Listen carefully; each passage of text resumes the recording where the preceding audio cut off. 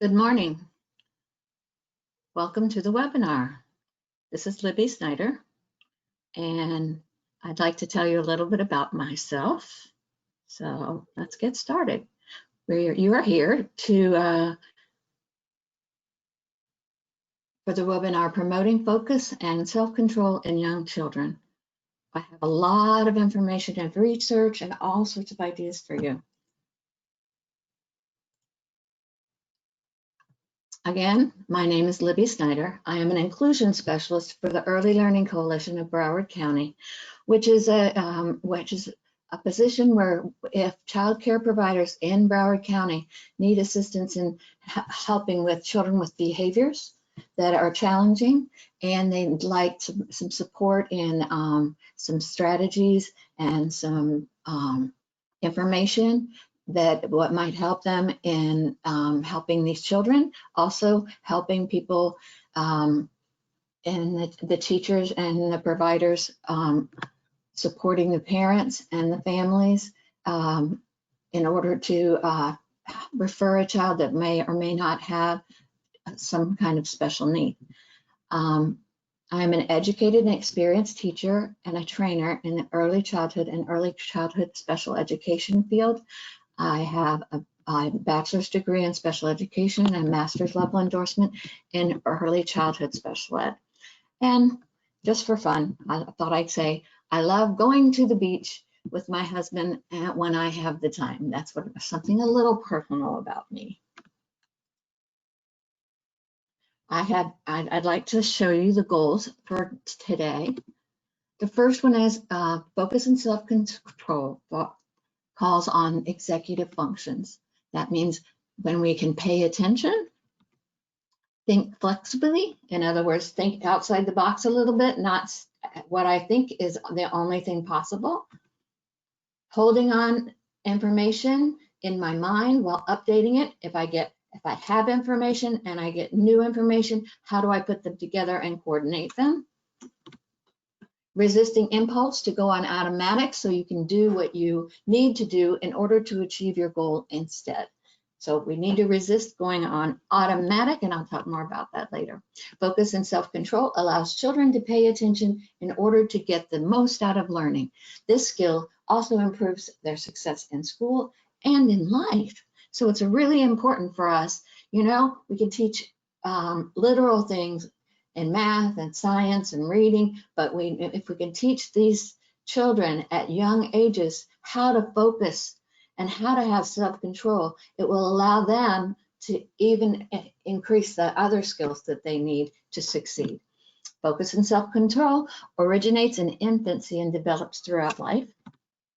Focus and self-control is learned through being active. Children also learn fast and retain the skill longer when they are moving and doing things physically, not just sitting in a chair. Our learning outcomes in this webinar, you will enhance your own skill of focus and self-control. Learn to watch how young children manage their responses to too much stimulation and use those same strategies to help them gain control. So, and we'll be talking more in depth about that. You will learn that you could promote focus and self-control through skills like skill games, like Simon says, and help older children develop their own strategies for focus and self-control. There are 7 evidence-based executive functions, life skills, and 8 trainings that Ellen Galinsky and the Mind in the Making team spent more than 17 years reviewing classic and cutting-edge research in early childhood education, developmental psychology, cognitive sciences, and neuroscience. The first of them is focus and self-control. Excuse me. The first is focus and self-control. Children need this skill in order to achieve their goals, especially in the world that is filled with distractions and information overload. The kids, especially with social media, they are overloaded with it. It involves paying attention, remembering the rules, thinking flexibly, we talked about that a little bit at the beginning, and exercising self-control. As adults, we need to use these skills to be successful at work, with the family, with our friends and our neighbors, anybody we have a relationship with, any other human being. Actually, these skills are important in all areas of our lives. The second of the skills that Ellen Galinsky came up with that are necessary evidence-based executive function life skills that can help children and adults thrive now and in the future. The second life skill is perspective taking. Perspective taking goes far beyond empathy and compassion. It's so much more than that. It involves figuring out what others are thinking and feeling, and form the basis of what children's understanding and of their parents, the teacher, and friends' intentions are. In other words, we want to know the people, but we also want to be able to take perspectives. And children who can take others' perspectives are also much more likely to not get involved in conflicts.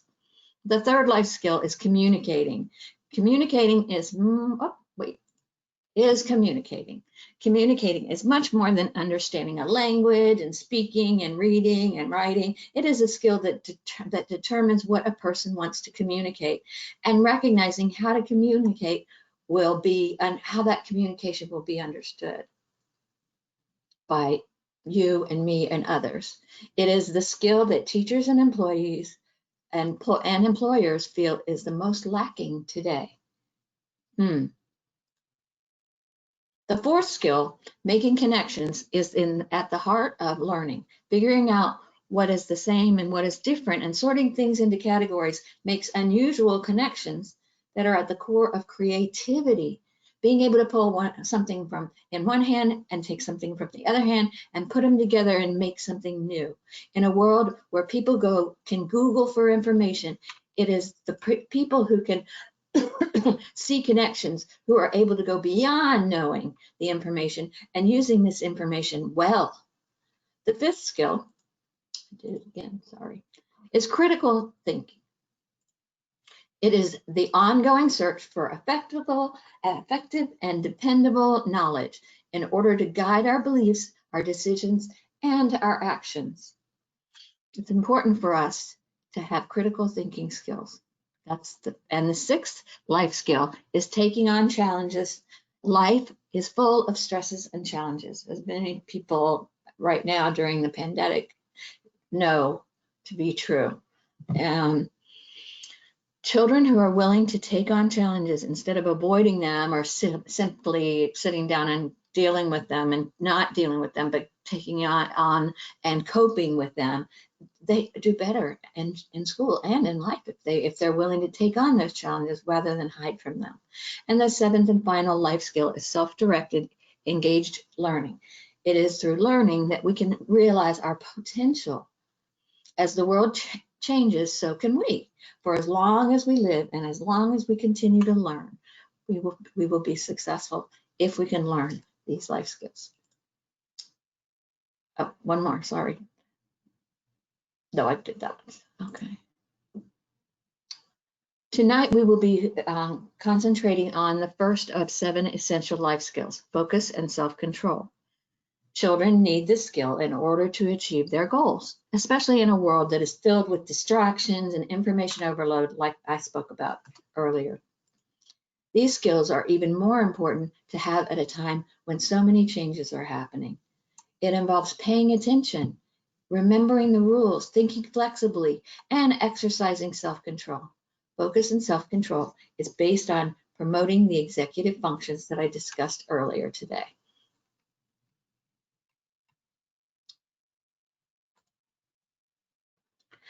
This webinar has been purposefully organized to begin with you, the adults, because we find it is much more effective for adults to promote life skills in children when they have firsthand experiences with how the skill affects them, and when they work on improving this skill in their own life. So you learning what it feels like to learn how to have more focus and more self-control, you will understand how that you can translate that into the lives of other children. Now I have an exercise. I know that we can't do the chat because this is a taped webinar, but I'd like for you to think about the last time you wanted to pay attention, but the situation around you was so busy and chaotic that you were having a difficult time to do that.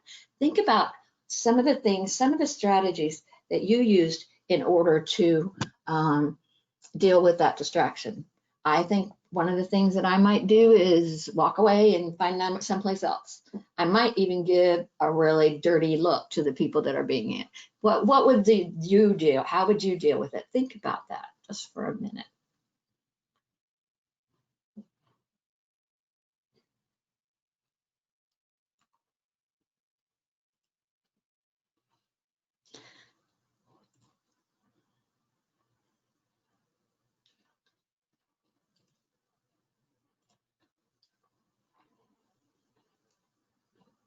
Think about the strategies you use to pay attention. Think about attention and exercise self-control and or strategies that might be helpful to improve this skill. So I wish, write it down and see what skills you'd like to improve on or you'd like to have change.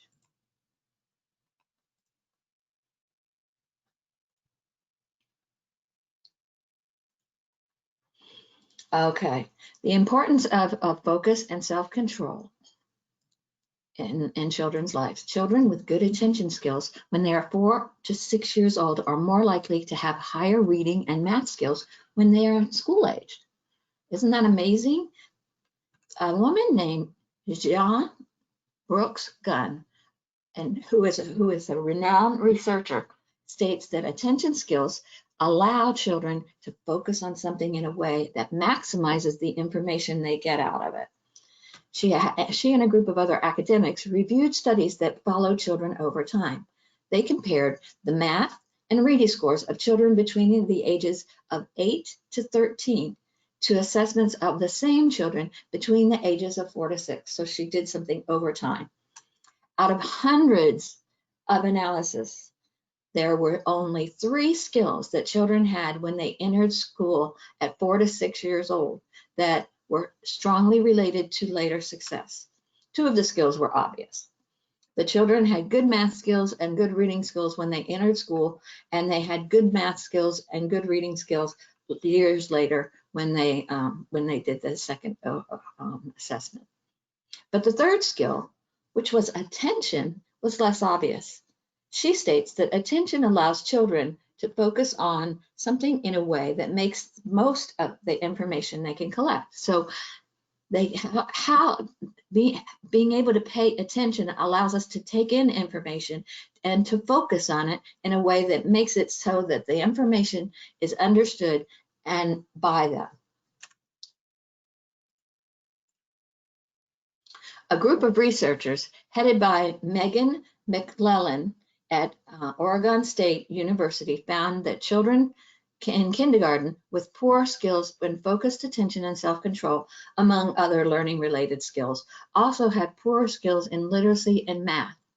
Now there is, if you can, if you see this on the slide, oops, sorry, never mind. Okay. Focused on attention and self-control, also had poor skills. Even more disturbing, the gap widened by 2nd grade and stayed wide when the children reached the 6th grade. Later, she used the head-to-toe task, which is like the game Simon Says. But you do the opposite. In this 5-minute assessment, children are asked to do the opposite of what the adult tells them to do. So if the adult tells them to touch your head, the children are supposed to touch their toes. If the adult says touch your toes, the children are supposed to touch their head. This task takes as repeated 10 times, and it assesses the children's ability to remember the rules and inhibit the tendency to go on automatic by following the direction of the adult. So the children are used to listening to it and just automatically doing it. But it's important for us to be able to think about what we're going to do before we do it. So she put a little whammy in there. And if children get used to that, you can add to the challenges of the skills by telling them that they have to I don't know, and build on it or do another skill. Okay. McClellan and her colleagues gave more than 300 children the head-to-toe task in the fall of their preschool year, and the results were striking. The researchers found that having focus and self-control skills predicted the children's literacy, vocabulary, and math skills in the spring of the preschool year. So over the year, if the focus and self-control skills were predicted that they would be successful by the end and really improve their skills. They also found that those children who improved this skill made the greatest gains. In fact, their improvement in skills of focus and self-control were the equivalent to having an extra month pre-kindergarten in terms of their gains in interacting and literacy and math skills, and an extra 2.8 in vocabulary skills months. The researchers also followed the children's performance on the head-to-toe task in kindergarten and found that the children with strong focus and self-control skills in the fall of kindergarten had higher reading, vocabulary, and math performances in the spring. So they continued to succeed and build, and they did better than others. The results of these and other experiments reveal that the skill of focus and self-control underlies or brings about other life skills that are so essential for children's learning. What's more important is that this experiment shows that children don't learn the skill of focus and self-control by sitting down and never moving. They learn it by doing things, by being active, by moving their body. And that's important for us to remember, because a lot of times I've walked into childcare centers and the children spend a lot of time sitting at tables doing worksheets and doing work instead of getting up and moving. That's why circle time is so important, if we could get them moving, isn't it? Okay, the origin of the skill of focus and self-control. The Beginning of Self-Control by T. Barry Brazelton. If you can write down his name, I don't have the access to be able to play the video, but I'll tell you a little bit about what he talks about in the video and about who he was. And if you can, get online and find and read about it, and go to YouTube and find T. Barry Brazelton. Ask at what age, okay, at what age do you think focus and self-control begins? Write that number down. What age do you think that it begins? Because we're going to be talking about that right now. You ready? Okay. I'm going to tell you about a very special man named Barry Brazelton. His passion to understand children had roots in his contempt for the attitude among professionals about parent that when he began his practice, and it started in 1950s as a pediatrician. He says, this is his quote, "Everybody blamed the parents when things went wrong with the child." He realized that, especially from being a parent himself, that children's behavior affects parents just as much as parents' behavior affects children. It is a two-way street. So he became committed to help parents start this journey of parenthood in a positive direction. And it's really amazing. If you look at the YouTube video of him and what he did with the kids, it is amazing what he did.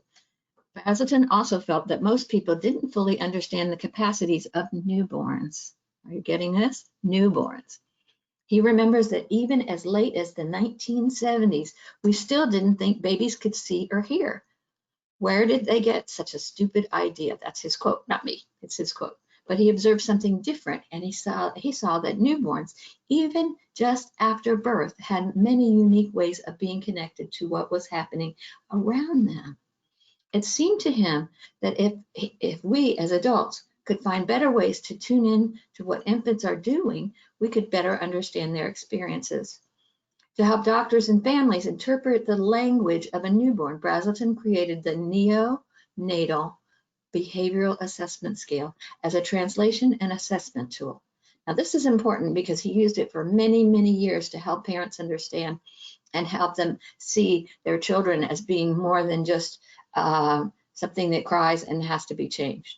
Observing that typical newborn pediatric examination at that time tended to overstimulate newborns, Brazelton saw that the way a baby responds to that stimulation, so part of his examination, when you do an examination, was to use rattle and shake it next to the baby and see what the stimulation is. But it tells us a lot about the baby's inborn temperament as well. He also saw that when babies react to overstimulation, they react by turning away or falling asleep. This is a positive response. It's not negative. They turn away because they're actually beginning to do their own self-control. Even newborns demonstrate self-control. Self-control. Isn't that amazing? Infants, brand new babies, just born. Ellen Galinsky, the person that wrote this, did all the research for this, has accompanied Brazelton, Barry Brazelton, into the hospital rooms of newborns and their parents immediately after childbirth, and watched him use the Brazelton neonatal behavioral assessment scale with these tiny infants in their very few first moments of life. He holds the baby gently and explains over the baby to the parents, such a beautiful baby. And then he conducts his assessment, which includes stimulating the baby with a flashlight and a rattle. These babies who are just born minutes or hours before typically startle at the noise or the light, and then find a way to recover. Some of them by sucking on a finger or shutting their eyes or turning away from the commotion. You know, they have come up with those things on their own. The way the baby calms down tells the parents and the pediatrician something about this particular baby, how this baby responds to new and somewhat challenging experiences. Already, they're dealing with it. They're learning how to control their stimulation and how to deal with it. Brazelton then talks to the parents about their child's style of controlling emotions and about how important this skill is to the child's later development. It's precisely the goal to help parents understand their unique child and give them confidence.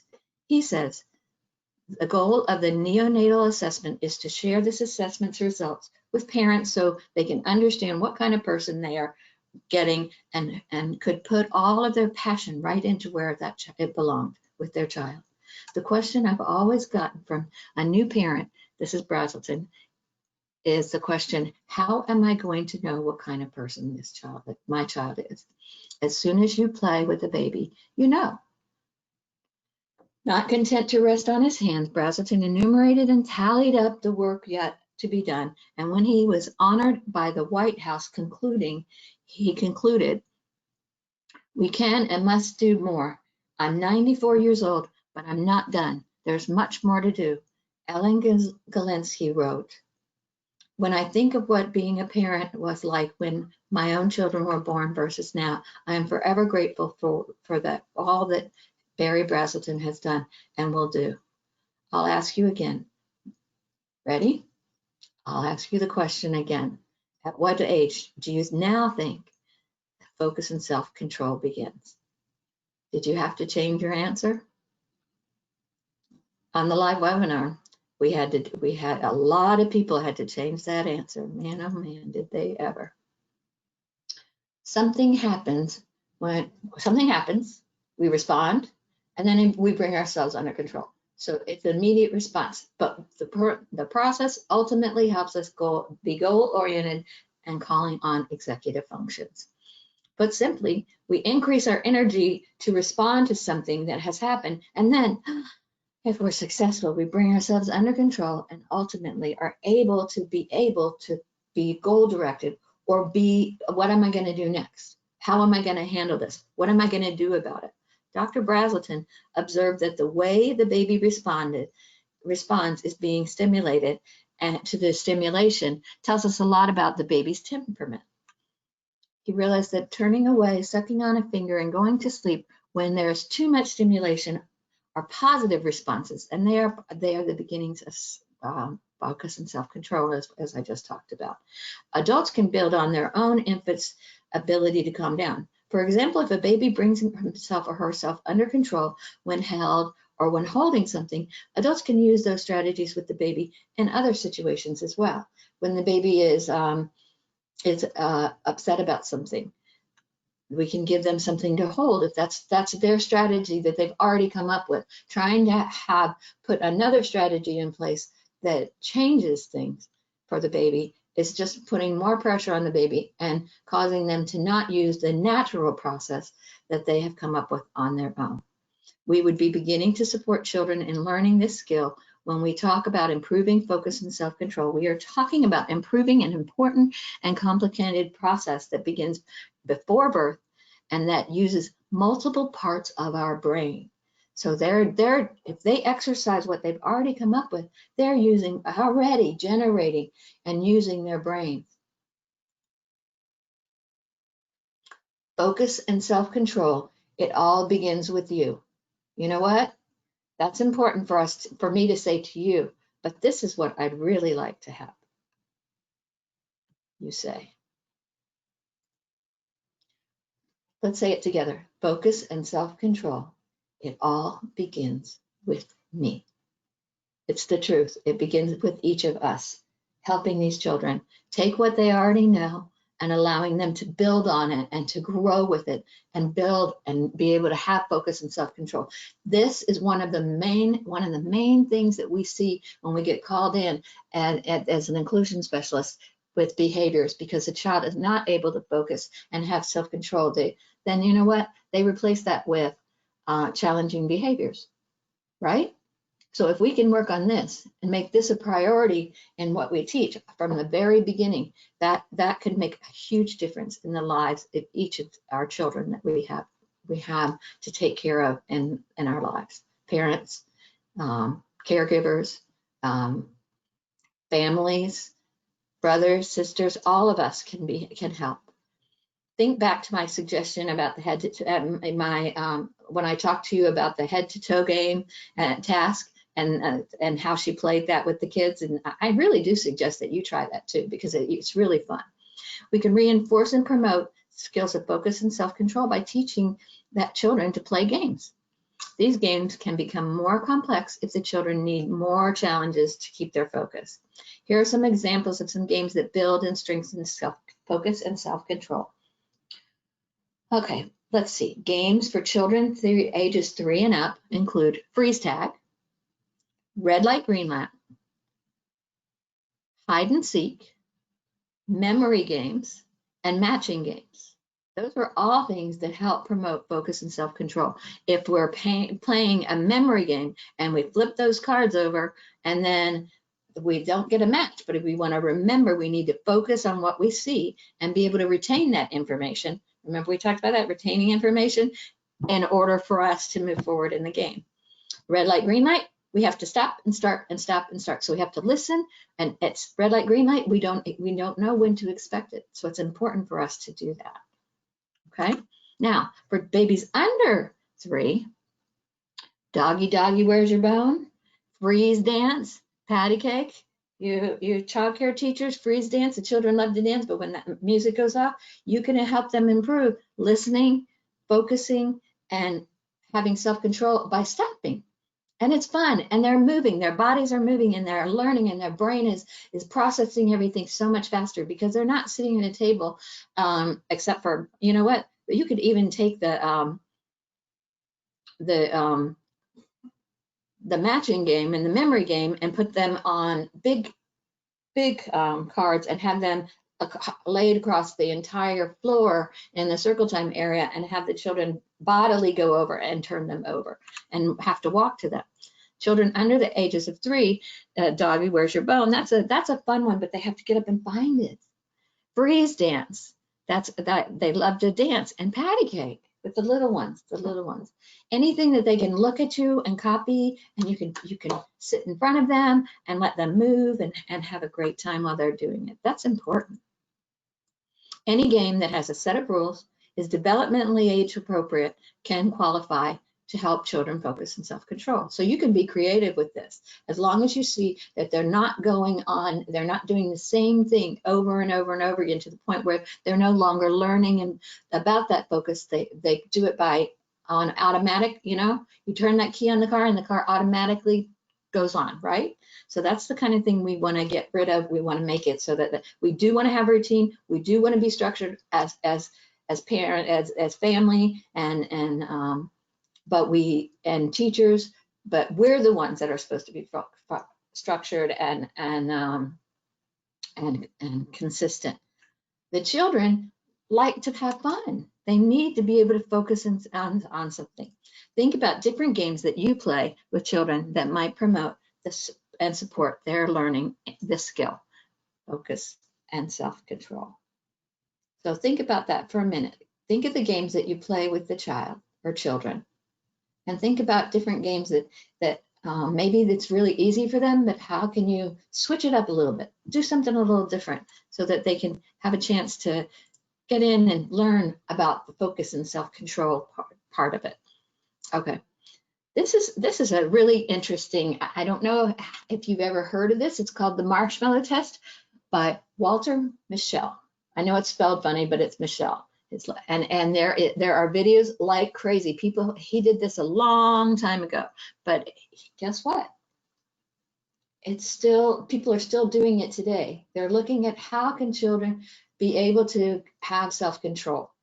Okay, a researcher, I said, Walter Mischel, stated about oh wait, hold on.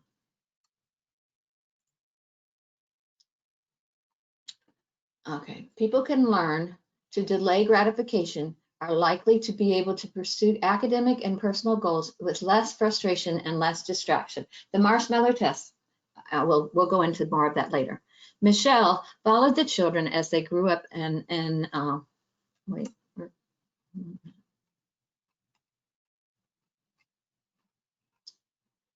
Let me go back. Sorry. The children in the marshmallow test, I want to talk about this. The children in the marshmallow test are given a paper plate with a marshmallow on it and a bell.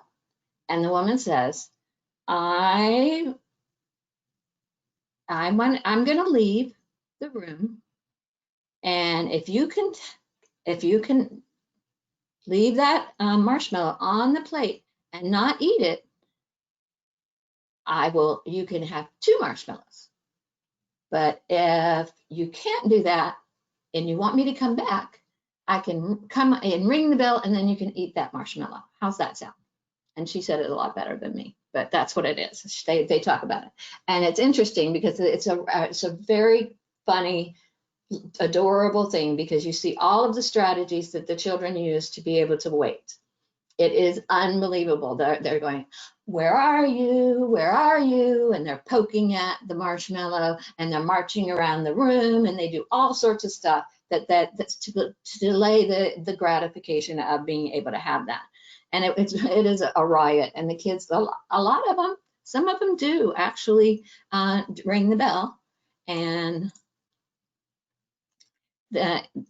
Mischel followed these people through the children as they grew up, and the longer the children could delay gratification and wait for the marshmallows, the more likely they were to have higher SAT scores, better ratings by parents and teachers of self-control and the ability to pursue their academic and other goals, higher educational attainment, better self-reports on how they were doing in the 30s and in their 30s. And they had better self-esteem and interpersonal relationship.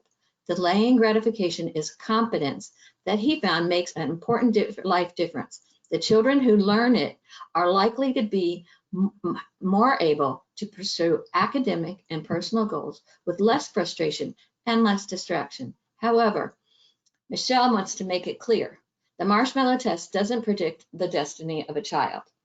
That in no way means that a youngster who, at the age of 4, didn't wait a long time to get their marshmallow is in any way doomed.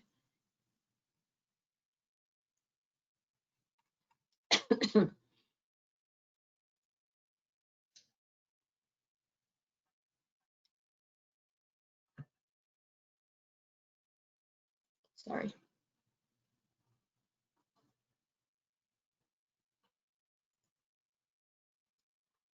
Sorry, something happened with my.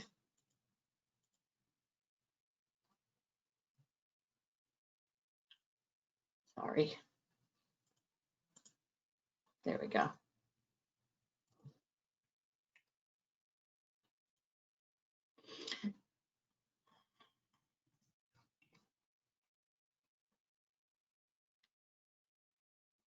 Adults can help children develop their own strategies for focus and self-control.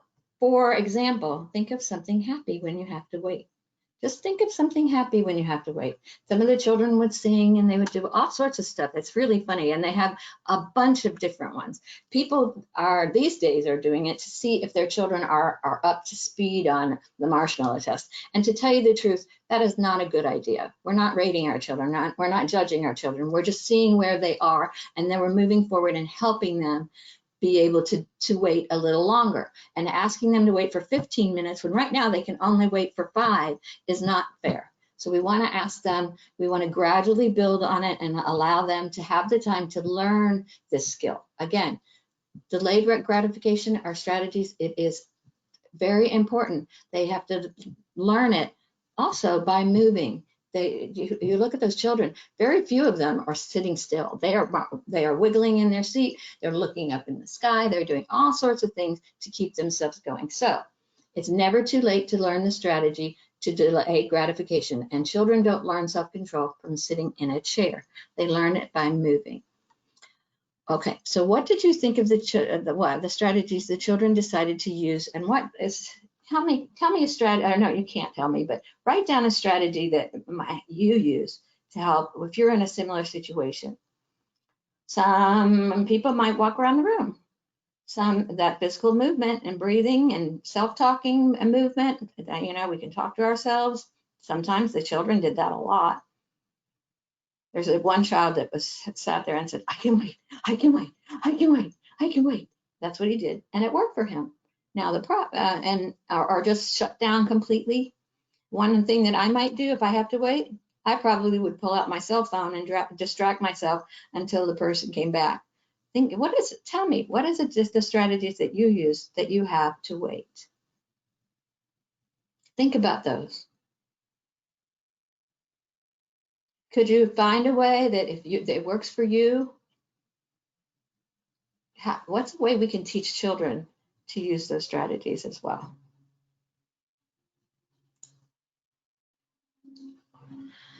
Okay, here are some ideas of some activities to help promote focus and self-control with children of different ages.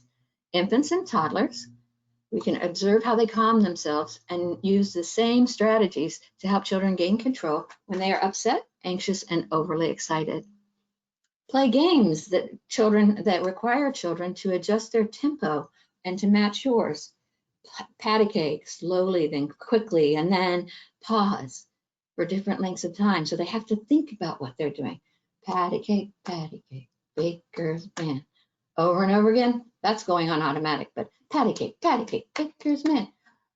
Bake me a cake as fast as you can. That's a way of allowing them to gain this control. Play, where's your nose? Where's your toes? Don't be predictable. Don't say the same thing in the same order every time. Do it at different times. That's a great one for them. Helping baby pay attention and follow the rules of the game. Any rule of the game. Put your hands up high. Oh, Simon didn't say that. I didn't say Simon says. I'm sorry. We can do that with the younger ones because they don't have the challenge of opposites yet. Okay, preschoolers, they can play games that involve paying attention, remembering rules, and watching a leader. Like Simon says, and red light, green light, and games more complex, make the games more complex by having children resist the temptation to go on automatic. I think I've said that quite a few times, haven't I? But it's really important that we do that with our children. It takes focus and self-control to pursue knowledge. It takes self-control to define the issue that determines our goals rather than responding defensively and impulsively. So if I have self-control, I can determine what I'm going to do about the situation and respond instead of being defensive or impulsive and get myself in trouble or hurt somebody else or cause feelings to be hurt. I can respond with self-control first, taking that deep breath and being able to respond. It takes focus and self-control to consider alternative solutions rather than going on automatic and taking the easy way out. The easy way out is never the right one. It might be the one that you come up with, but being able to know that you've thought about it first. And this doesn't have to be a 15-minute situation. We can stop, take a breath, think about the situation, what's happening here, and what can I do about it, and start with that strategy. If that strategy doesn't work, take another breath and try again. That's persistence, and that's part of the 8 trainings that we have. It takes self-control to consider, I said that already. It takes self-control to evaluate the evidence to determine whether our solution is working rather than justifying our own action. So it takes, if I sit and I evaluate the evidence and I see that the solution is working rather than justifying my own action. So I don't go on automatic. I immediately have an action, and then I have to justify why I did it. I can explain what happened, and I can determine if it's working. It takes cognitive flexibility, which is part of the executive functions of the brain. It takes that. We need to view the situation in different ways. I talked about that earlier. If we can view a situation from another person's perspective, from another situation that I've had happen in the past, and what happened when I reacted in a certain way, taking the past and the future, and what could I do, and different, and just look at it from different sides. What are the positives? What's the negatives? All of that is part of this focus and self-control. These are life skills that can help adults and children thrive now and in the future as well. And that's the end. Again, my name is Libby Snyder. My email address is esnyder@elcbroward, BROWARD.org. If you have any questions or concerns, I'll be happy to answer your emails. Have a great day.